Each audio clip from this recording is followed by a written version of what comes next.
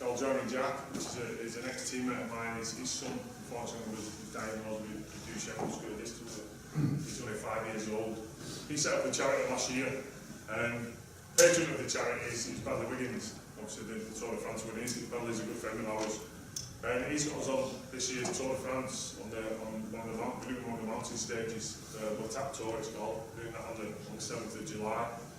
So it's going to be tough, but you know, a great cause. And then end of August, I'm doing Kilimanjaro for Steve Prescott. And he's Steve Prescott. You know, we don't want to do it the easy way. We normally climb it over 9 days. We're going to do it over 5. So it's some real good challenges coming up. Jim's got a few as well. I'm trying myself to get on Kilimanjaro, but we don't know if it's actually feasibly possible yet. There has to be a little bit of health and safety involved, not for me, but for the guys that are probably going to be carrying me from quite an altitude. We've got a big link with the World Cup this year, obviously. We're looking at trying to do a leg where we take the World Cup ball to each of the grounds. We haven't quite finalised it yet, but something will come up with it. How important is natural talent? So this is a question we get asked quite a bit. You know, I've been fortunate to play with quite a lot of players, you know, and talented players who, unfortunately, some of them have not had the discipline and dedication to go on and improve. You know, fell by the wayside. Then again, I've played with players who have natural ability who wouldn't get in the old school teams. You know, but these guys have the dedication and discipline and want to win and improve. And these guys are on the pictures, you know, picking up, you know, final medals and Super League rings. So natural talent and ability is nice, but it's far from the be all and end all. And I think discipline and dedication to succeed far outseeds natural talent. Any more? What's your biggest challenge? I mean, obviously my biggest goal was to get myself back on my feet. One of the biggest challenges was to be totally independent, so that I could actually go off and basically fend for myself, because it's quite a big thing. You know, initially I had to go back and live with my parents. You know, 30-year-old, it's just not good. So, you know, it's the smaller goals. To be honest, all goals are important. You know, even the small ones that I said, like I said about the shaving. There were a couple of ones, you know, wiping me on backside and picking me on the nose. You know, they were two massive challenges for me, and I can shave it today like that. Conquer both of them.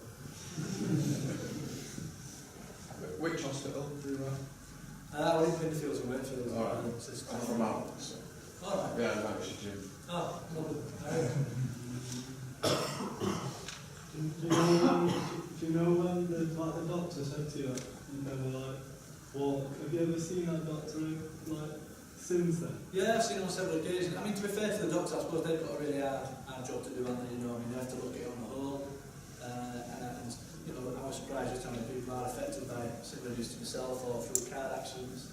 And I suppose they have to, it's a bit like in the army, you know, they have to take it down to a scale where if they say the wrong thing, we're in a culture now where people want to have a go back. You can say, you told me I was going to do this. So I think they use it across the board, and they use just a line to go with. And I think secretly they do hope that people will prove them wrong. Yeah, like, I've got through a pub and told me that I never walk, and I've never met a doctor that's doing right. Like I say, look at me like judgment. Well, Offset. I guess there shouldn't be an judgment really in the truth, but I suppose we've got to cut them slightly more human now. And like I said, I suppose if they started right at the bottom, they'll be proved wrong. Yeah. I think that's part of our message today. You know, people tell you can't do something. Yeah. You know, you back your own ability. You know, nobody knows more than yourself, you know, what you can achieve. There's nothing stronger than the old conqueror upstairs. The body's just a tool that we have given.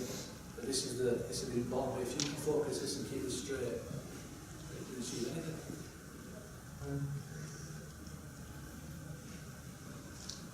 It's best. Oh, something like that. Sorry? The person who tackles you? There were a couple of guys in opposition actually.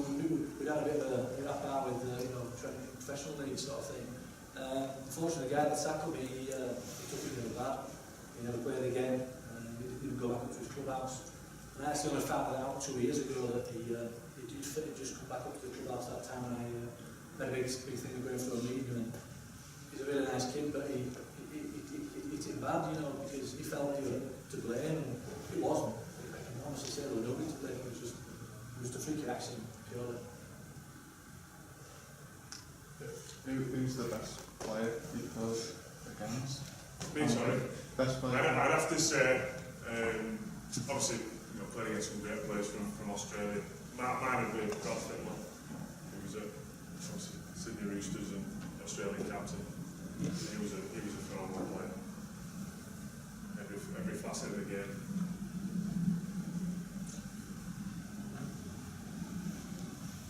Yeah. Thanks very much, guys. Thank you.